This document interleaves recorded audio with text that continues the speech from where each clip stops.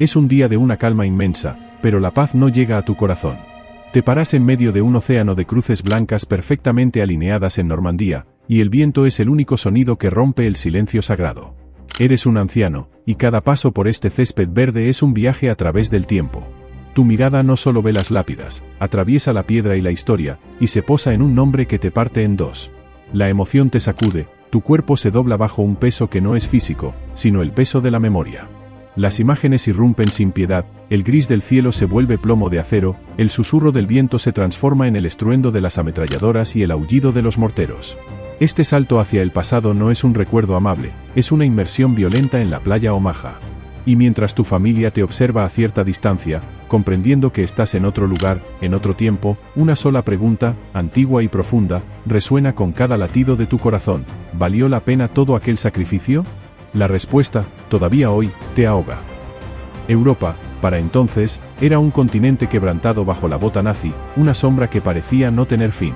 La libertad era un recuerdo lejano en la mayoría de los países, y el mundo contuvo la respiración esperando un contraataque. Todo se jugaba en una sola jugada, la Operación Overlord. El objetivo era claro pero desgarradoramente difícil: abrir un frente occidental en las costas de Normandía, romper el muro atlántico y comenzar la liberación. Ese punto de inflexión de la guerra global dependía de miles de hombres jóvenes, muchos de ellos aterrorizados, apretujados en lanchas de desembarco que cruzaban el Canal de la Mancha en la oscuridad. No eran soldados invencibles, sino chicos que escribían cartas a casa, que miraban las fotos de sus seres queridos y que sentían el frío del miedo en el estómago. Y entonces, en el gris y frío amanecer del 6 de junio de 1944, las rampas de esas lanchas empezaron a bajar. La esperanza del mundo libre, encarnada en esos primeros infantes de marina y soldados, se estrelló contra una lluvia de acero y fuego. Ese amanecer no marcaba el inicio de un día cualquiera, sino de la batalla más crucial, el día D, donde cada metro de playa se conquistó con un precio de sangre y valor que aquellos chicos nunca imaginaron pagar. Lo que encuentra esa primera oleada no es una playa, sino un matadero perfectamente diseñado.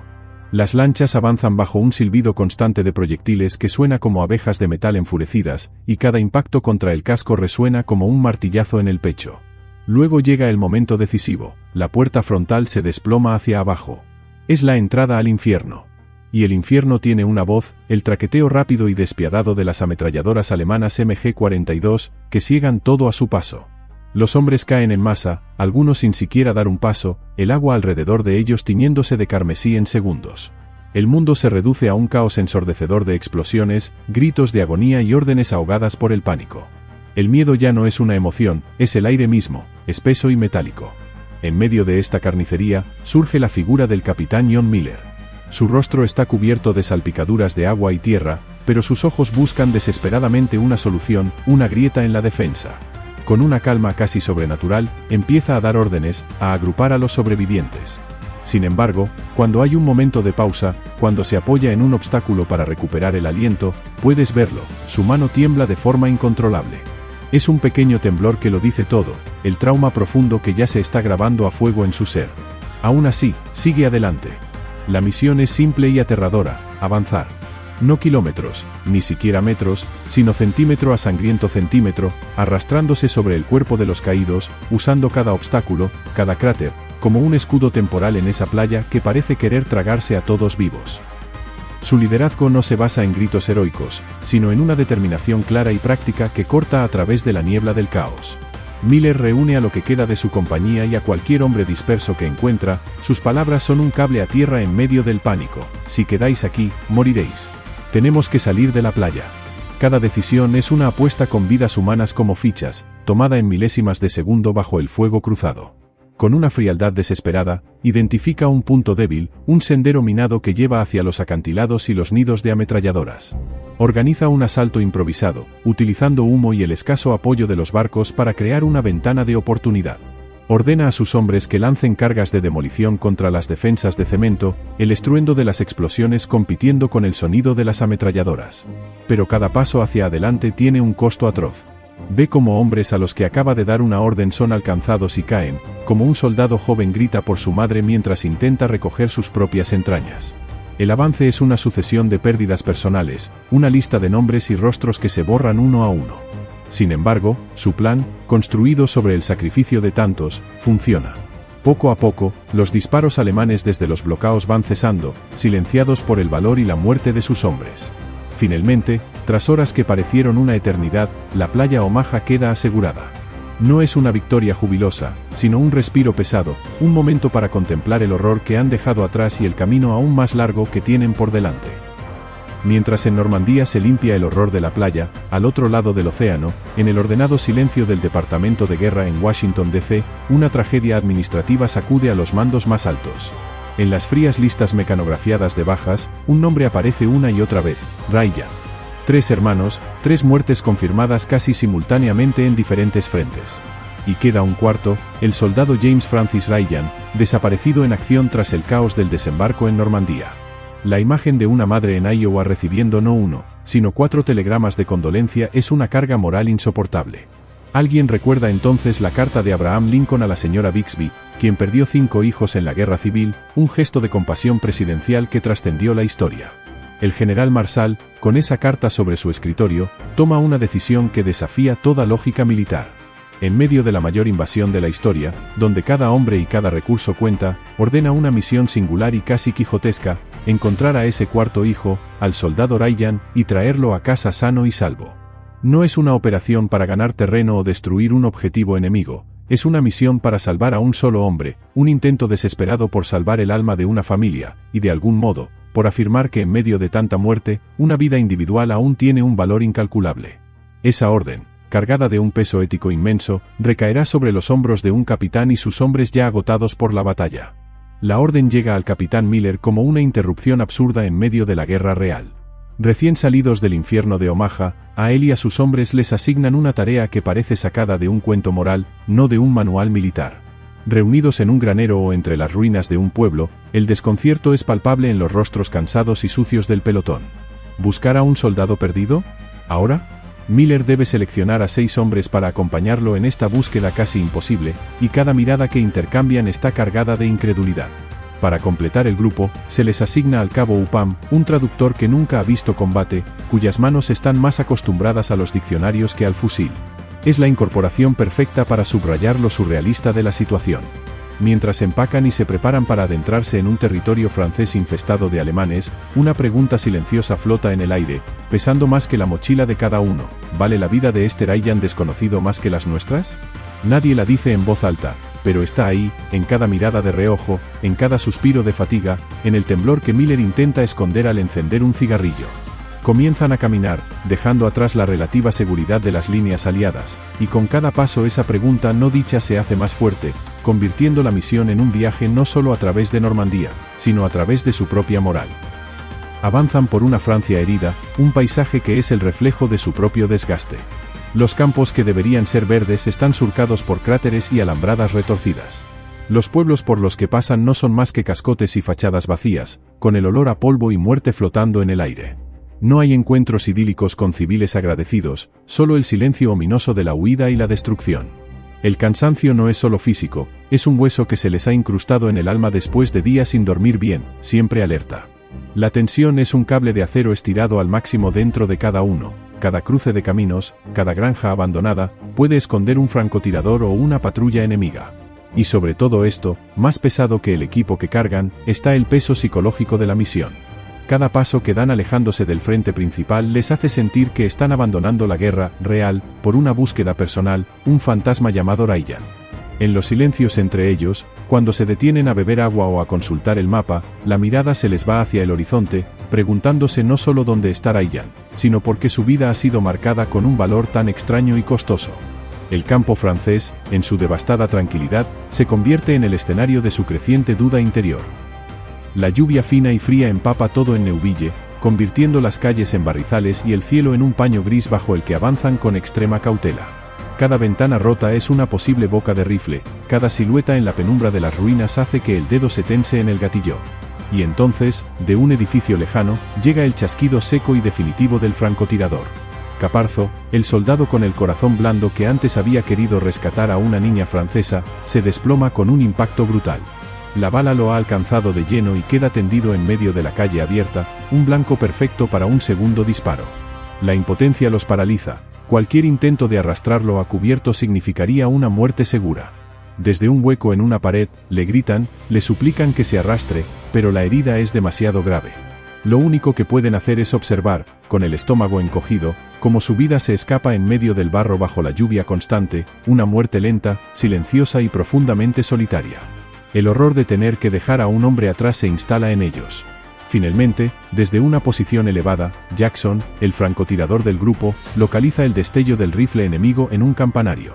Su disparo es certero y vengativo, pero suena a hueco, demasiado tarde. La primera baja de la misión ya está consumada, y la muerte de Caparzo no es un acto heroico en una gran batalla, es una pérdida absurda en un pueblo fantasma, que hace que la pregunta sobre el valor de una vida resuene con un eco aún más amargo. El desgaste de la búsqueda los lleva a un punto muerto, hasta que un rumor entre los paracaidistas dispersos les da una nueva pista, un soldado Ryan defendiendo un puente cerca de un pueblo. La esperanza, un sentimiento que ya casi habían olvidado, vuelve a encenderse por un momento. Localizan la posición, un pequeño grupo de hombres agotados defendiendo un paso estratégico, y preguntan por él. Pero el hombre que se presenta no es James Francis Ryan. Es otro Ryan, un soldado con el mismo apellido pero un destino diferente. La frustración que los embarga es más profunda que la simple decepción, es un golpe físico. Han gastado balas, tiempo y nervios preciosos, han perdido a Caparzo, todo para encontrar al hombre equivocado. Cada minuto que han invertido en este error es un minuto menos para encontrar al verdadero, un minuto más en el que Ryan podría estar muerto, haciendo de su sacrificio una farsa total. El tiempo, su enemigo invisible, parece acelerarse, y el peligro que los rodea se siente más denso, más personal. Cada sombra ahora les susurra que están persiguiendo un fantasma, y que cada paso adicional en esta misión los desgasta no solo física, sino moralmente, acercándolos un poco más al borde del cinismo absoluto. En su camino, topan con una pequeña posición alemana, un nido de ametralladoras que domina un valle. Podrían rodearlo, evitar el combate y seguir con la misión principal. Pero Miller, mirando el mapa y la amenaza que supone para otros grupos aliados, toma una decisión que divide al pelotón: deben atacar. La discusión es tensa y cargada de rabia. Para sus hombres, es una desviación absurda que pone en riesgo sus vidas por un objetivo que no es Ryan. Aún así, obedecen. El asalto es rápido y brutal, un estallido de violencia concentrada. Logran tomar la posición, pero el costo es devastador. Wade, el médico, el hombre que los curaba con manos tranquilas, cae con un balazo en el abdomen. No hay un héroe que muere en silencio, hay un chico aterrorizado que sabe lo que significa esa herida. Sus gritos llenan el silencio posterior a la batalla, suplicando por su madre, pidiendo más morfina, aferrándose a la vida con un terror desgarrador que ninguno de ellos podrá olvidar. Y luego, de repente, se queda en silencio. La victoria se siente como una derrota profunda. En medio de este dolor, encuentran a un soldado alemán herido y lo capturan. Es solo un chico asustado, pero para ellos, en ese instante, es la encarnación de todo su sufrimiento. Su presencia plantea una nueva y peligrosa pregunta: ¿qué hacen ahora con él? La ira que bulle en el grupo necesita un culpable, y la encuentran en el prisionero alemán, un chico joven que balbucea que es checo y que solo quería rendirse. Para la mayoría, es un enemigo, el responsable indirecto de la muerte de Wade, y la solución lógica en medio de la guerra es la más brutal. Pero entonces Upam, el traductor, el hombre que no ha disparado un solo tiro, se interpone con palabras. Habla de las convenciones de Ginebra, de la humanidad básica, de no convertirse en aquello contra lo que luchan. Sus argumentos suenan absurdamente frágiles en ese campo sembrado de muerte reciente. Miller, con el peso de todas las decisiones sobre sus hombros, mira al prisionero aterrorizado y luego a sus hombres, cuyos ojos piden venganza. En su propio rostro se libra la batalla más intensa, el capitán que debe mantener la cohesión de su pelotón contra el hombre que aún recuerda que tenía una vida como profesor antes de todo esto. Finalmente, con una fatiga infinita, decide. Ordena que al prisionero se le venden los ojos, se le ate las manos y se le libere para que camine en una dirección, con la orden de entregarse al siguiente puesto aliado que encuentre. Es un acto de compasión que, en lugar de unir al grupo, planta una semilla de desconfianza. Para algunos, Miller ha mostrado debilidad, ha privilegiado la moral de un libro sobre la ley sangrienta del frente. Ese alemán, ahora libre, se convierte en un fantasma que camina entre ellos, un recordatorio de que incluso las decisiones correctas pueden sentirse como un error en el corazón de la guerra. La tensión acumulada por las muertes, el error y la liberación del prisionero finalmente estalla al aire libre. Raven, cargado de rabia y frustración, cuestiona abiertamente no solo la misión, sino el liderazgo del propio Miller. ¿A dónde los está llevando? ¿A morir todos por una orden estúpida? Orbat, el sargento leal, se planta frente a él, y el conflicto verbal escala a un punto donde los puños se aprietan y las miradas prometen violencia. El grupo, ya reducido y herido, está a segundos de desintegrarse. En ese momento de quiebre total, Miller hace algo inesperado. Con una voz quebrada por la fatiga y una vulnerabilidad que nunca había mostrado, les dice quién era antes de todo esto. No era un soldado de carrera, era un profesor de inglés en un pequeño instituto de Pensilvania. Les habla de sus alumnos, de la gramática, de su esposa que lo espera construyendo un porche en el jardín, y de cómo cada vida que toma le aleja más y más de ese hombre que una vez fue. La confesión los deja sin palabras. El contraste es abrumador, ante ellos no está solo un capitán, sino un hombre común, tan perdido y dañado como ellos, arrastrado por la misma corriente brutal. Esa humanidad compartida, ese pasado roto, actúa como un cable a tierra. La furia se disipa, reemplazada por una resignación pesada y comprensiva. La unidad se mantiene, no por la disciplina militar, sino por un frágil reconocimiento de que, en el fondo, todos son solo hombres tratando de no olvidar quiénes eran antes de que el mundo se volviera fuego y metal. Pero es una tregua temporal, un respiro antes de la siguiente tormenta. Finalmente, exhaustos y diezmados, llegan a las afueras de Ramelle. El sonido de los disparos a lo lejos les indica que la batalla ya ha comenzado. Encuentran un pequeño grupo de paracaidistas estadounidenses defendiendo desesperadamente un puente estratégico sobre un río, un último bastión contra un contraataque alemán que se sabe inminente. Entre esos rostros sucios y decididos, uno responde al nombre de James Francis Ryan. El alivio inicial de Miller y sus hombres es fugaz, casi instantáneamente reemplazado por una amarga incredulidad. Porque cuando Miller le da la noticia con la frase que ha guiado su largo y sangriento viaje, «Estamos aquí para llevarte a casa», la respuesta de Ryan no es la esperada. Se queda paralizado, mirando a los hombres que lo rodean, sus hermanos de armas en esta defensa imposible. Y entonces la verdad sale a la luz, un golpe que Ryan mismo acaba de recibir y que ahora comparte con voz temblorosa: sus hermanos están muertos. Los tres. La noticia lo ha convertido en el último hijo, pero también ha solidificado su sentido del deber. Con los ojos llenos de una culpa inmensa y una determinación férrea, se niega a abandonar el puente. «Mis hermanos no se fueron a casa», dice, «¿por qué debería hacerlo yo?». Para Ryan, marcharse ahora sería traicionar no solo a los hombres con los que ha combatido, sino la memoria de sus hermanos. El peso de su supervivencia ya no es solo una carga personal, es un mandato moral que lo ancla a ese lugar, sin importar el costo. La negativa de Ryan no es un acto de rebeldía, sino una profunda afirmación de identidad. En medio del estruendo cercano, su voz se mantiene firme cuando dice que sus únicos hermanos ahora están aquí, a su lado, defendiendo ese pedazo de tierra francesa. Abandonarlos sería convertirse en un desertor de su nueva familia, en un superviviente sin honor. Sus palabras crean un conflicto interno instantáneo en Miller. Ha cumplido la orden, ha encontrado a Ryan. Técnicamente, podría obligarlo, arrestarlo incluso, y cumplir la misión. Pero al mirar a ese chico decidido, ve reflejado el mismo sentido del deber que lo ha guiado a él toda la guerra, y algo más, la elección consciente de un hombre que decide compartir el destino de sus camaradas. Ryan está eligiendo el sacrificio potencial, y al hacerlo, le arrebata a Miller la simplicidad de la misión. Ya no se trata de una orden de arriba, se trata de respetar la elección de otro soldado. Así, en cuestión de segundos, la misión de salvar al soldado Ryan se transforma. Ahora es la misión de ayudar al soldado Ryan a defender su puesto. Miller cambia el objetivo sin dudarlo. Su nuevo propósito, y el de sus hombres, es preparar las defensas del puente para la batalla que saben que se acerca, una batalla que ya no es de ellos, pero en la que han decidido quedarse, convirtiendo la búsqueda en un destino compartido. El tiempo se acaba y cada segundo es precioso. Juntos, el reducido grupo de paracaidistas y los hombres de Miller, comienzan una carrera frenética contra el reloj.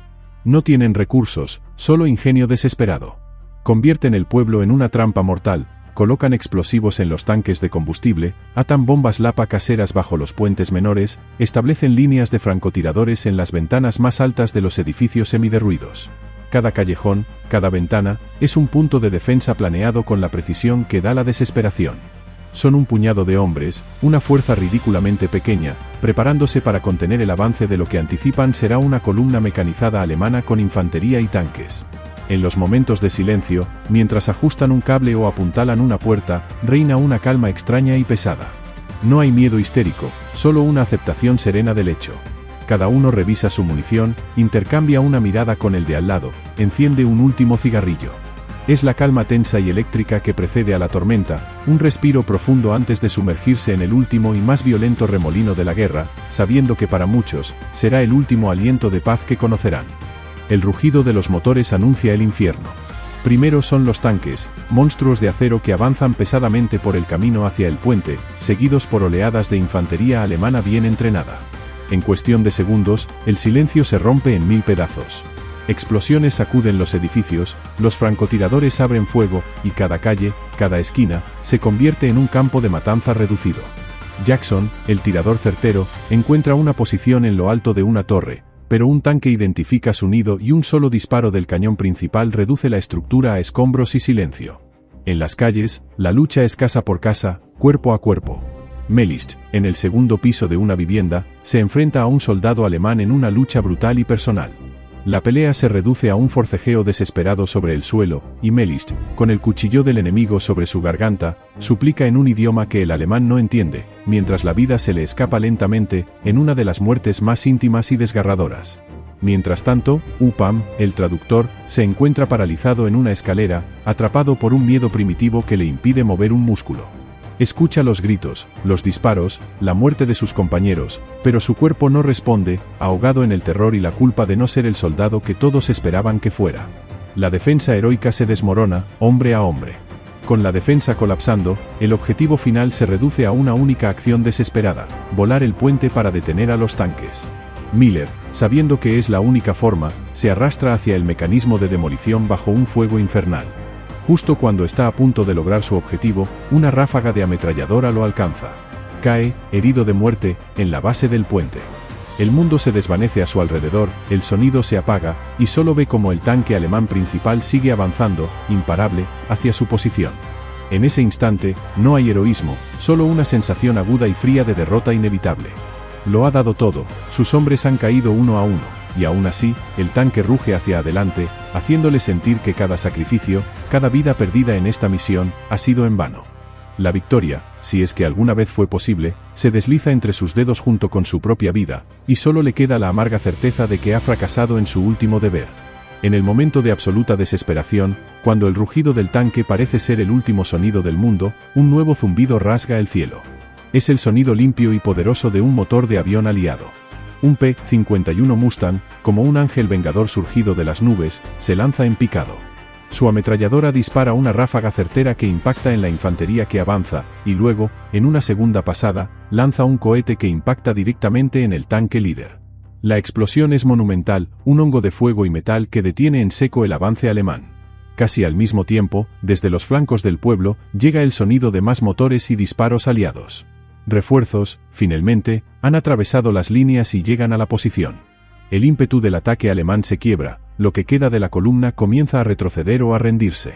El estruendo de la batalla da paso a un silencio repentino, roto solo por el crepitar de los incendios y los gritos ocasionales de los heridos. La batalla por el puente de Ramelle ha terminado. La victoria, inesperada y milagrosa, ha llegado en el último segundo posible, pero el campo que queda atrás es un paisaje de pérdida. En el silencio lúgubre que sigue a la batalla, mientras los refuerzos aseguran el pueblo, Upham camina como un sonámbulo entre los prisioneros alemanes que se rinden. Y entonces lo ve. Es el mismo soldado al que días atrás defendió, el joven al que Miller liberó por compasión. El mismo hombre que ahora forma parte de la unidad que acaba de masacrar a sus amigos. En el instante en que sus miradas se cruzan, la comprensión es total y devastadora. Toda la culpa, la vergüenza y la rabia que Upham ha acumulado por su paralización estallan en un solo punto. Cuando el alemán, reconociéndolo también, intenta escabullirse entre la confusión, Upham lo detiene. No hay palabras, solo el acto frío y definitivo de apretar el gatillo. La ejecución es instantánea. En ese disparo, Upham no solo mata a un hombre, ejecuta su propia inocencia, pagando el precio terrible de la misericordia que él mismo una vez defendió. El peso de la decisión pasada de Miller recae ahora sobre él, transformándolo para siempre. La compasión, en la guerra, puede ser un lujo con intereses sangrientos, y Upham acaba de liquidar la deuda más dolorosa. Ryan se arrodilla junto a Miller, cuyo aliento se vuelve cada vez más superficial y débil. El ruido de la batalla ha cesado, pero el sonido de la guerra aún resuena en el jadeo del capitán. Con una fuerza que le queda solo en la voz, Miller lo mira fijamente, sus ojos buscando los de Ryan con una urgencia desesperada. Le susurra, arrastrando las palabras como si cada una fuera su último aliento. Gánalo. Gana esta vida. Haz que esto valga la pena. No es una bendición, es una orden, un mandato final. Es el legado del sacrificio de 8 hombres transmitido a un solo hombre. En ese momento, el peso que Ryan sentía por la muerte de sus hermanos se multiplica por 10, ahora carga con la conciencia de que otros murieron específicamente para que él viviera. La misión ha terminado, pero para Ryan, la verdadera tarea, la más difícil de todas, acaba de comenzar: vivir de tal manera que redima cada gota de sangre derramada en su nombre. Las palabras de Miller no son un consuelo, son una cadena que lo une a la memoria, una deuda eterna que solo puede pagarse con una vida bien vivida. El viento de Normandía vuelve a susurrar, trayéndote de regreso al presente, a la soledad tranquila entre las cruces blancas. Sigues arrodillado frente a la lápida del capitán John Miller, pero ahora ya no estás solo en el recuerdo. Tu familia está a tu espalda, tu vida entera representada en sus rostros expectantes. Te vuelves hacia tu esposa, con los ojos nublados por las lágrimas de tantas décadas de culpa y gratitud, y le haces la pregunta que has cargado como una losa desde aquel día en Ramelle: dime que he sido un buen hombre. Dime que he vivido una buena vida. No buscas halagos, buscas una absolución, una señal de que el mandato del capitán se ha cumplido. Ella asiente, y en su mirada encuentras la confirmación que tanto anhelabas. Luego, te pones de pie, con el cuerpo anciano pero la espalda ahora un poco más recta, y llevas la mano a la sien en un saludo militar lento, firme y cargado de todo el respeto que una vida de recuerdos puede contener. No es un saludo solo a Miller, sino a todos los que cayeron. En ese gesto silencioso, el eco del sacrificio de tantos hombres encuentra por fin su destino, su razón de ser. La respuesta a la pregunta que te atormentaba al llegar aquí ya no necesita palabras, está escrita en cada día que viviste, en la familia que construiste, en el hombre en que te convertiste. El sacrificio no fue en vano. La historia de Ryan no es solo una misión de rescate, es una meditación profunda sobre el valor de una sola vida humana en medio del colosal desperdicio de la guerra. Nos obliga a cargar con el peso de la memoria, a no dejar que esos rostros bajo las cruces blancas se conviertan en simples estadísticas. Detrás de cada nombre hay un hombre que tuvo miedo, que echó de menos su hogar, que quizás dudó, pero que al final se quedó. El verdadero sacrificio no es el de los generales en los mapas, sino el silencioso y anónimo de aquellos miles que no regresaron, que dejaron atrás un vacío en el mundo que nunca se pudo llenar. Por eso, esta película no celebra la victoria militar, sino que llora la pérdida irreparable, la humanidad fracturada. Y al final, nos deja con la pregunta más difícil de todas, la que Ryan tuvo que responder cada día de su vida: ¿qué significa merecer el sacrificio ajeno? No hay medallas ni discursos que respondan a eso. La respuesta, la única posible, se construye en silencio, con la humildad de vivir una vida digna, honrando con cada elección cotidiana el precio que otros pagaron por ella. Es un legado no de gloria, sino de responsabilidad eterna.